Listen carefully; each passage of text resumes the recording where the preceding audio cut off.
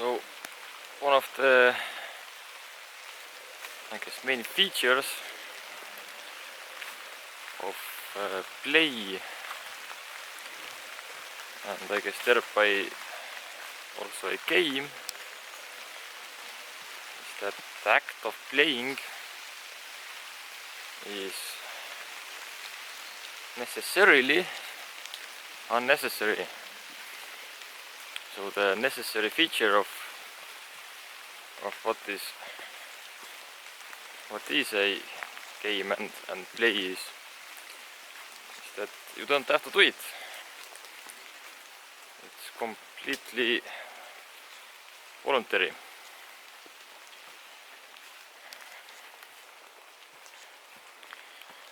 And if it's not, then you are no longer playing.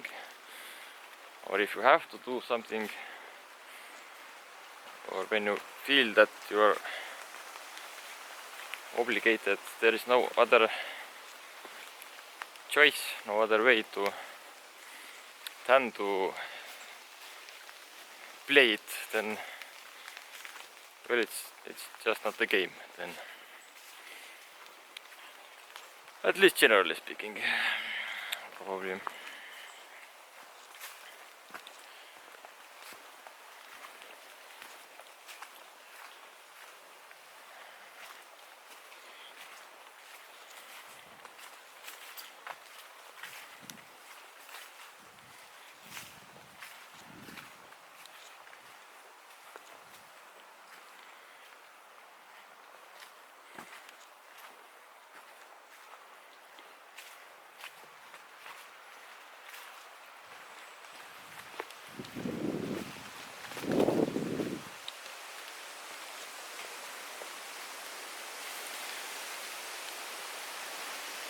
But actually, like every task you do,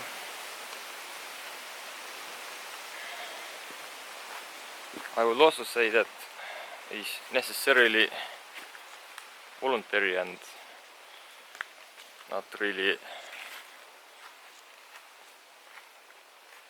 absolutely compulsory that you,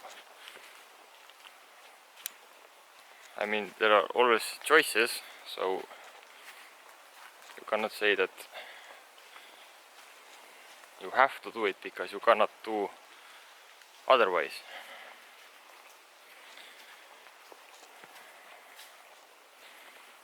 So when you get the feeling that you really have to do something, well, then you don't really.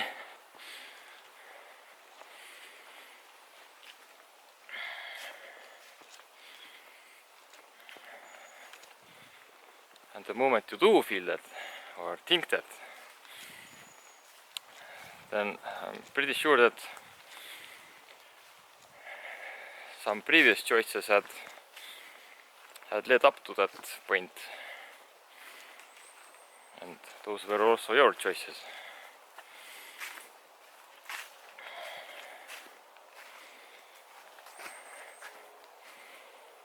It's just that when at a certain point you think that you don't have a choice, then, or you have to do something, then you should consider what were the previous choices you made until that point arrived. And another way to look at it is, if you say have to do something, then like whose will is it that you are following? Why do you have to? Whose will are you following if not your own? So in a way you are forcing yourself to do it. So there are at least some part of you wants to do it and another part does not.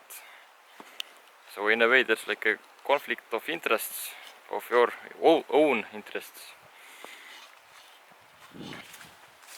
Well, of course our choices are always limited by some means, some things that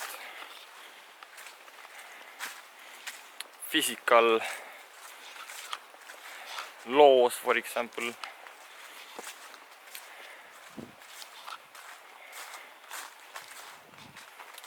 You are not a god, you can't, you don't have infinite freedom.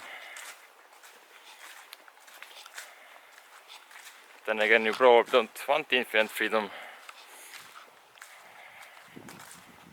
If there are no limitations, then you also cannot make any choices.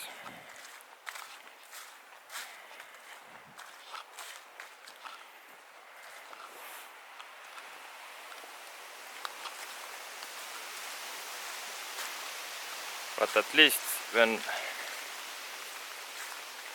you feel that you have to do something, then at least there's always one choice more, is to not to do anything, or to do nothing. Although nothing,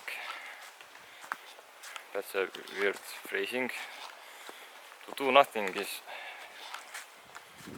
you are doing nothing.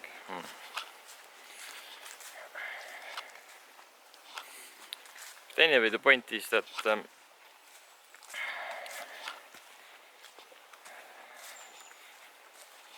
also in games, in comparison, because always games are models of the not games. The point is that also in games you have limitations and some choices.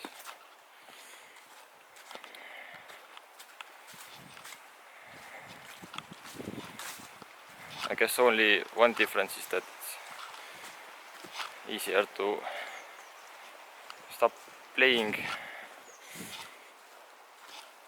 although also in parallel to real life you have always the choice of doing nothing.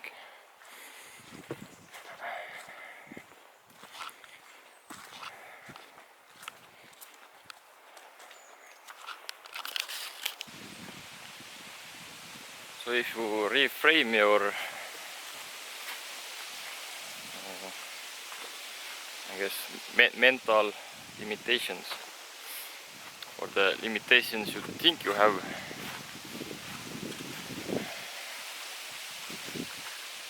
and I guess you can't change them, but you can think about them differently as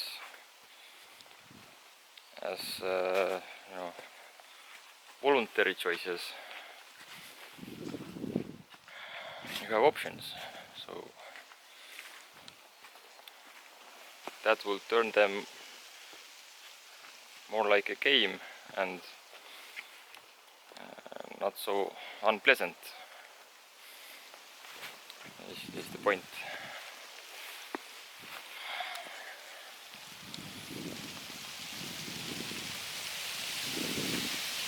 So perhaps that's also one thing that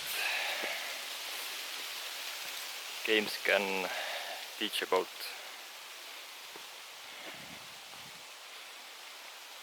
things.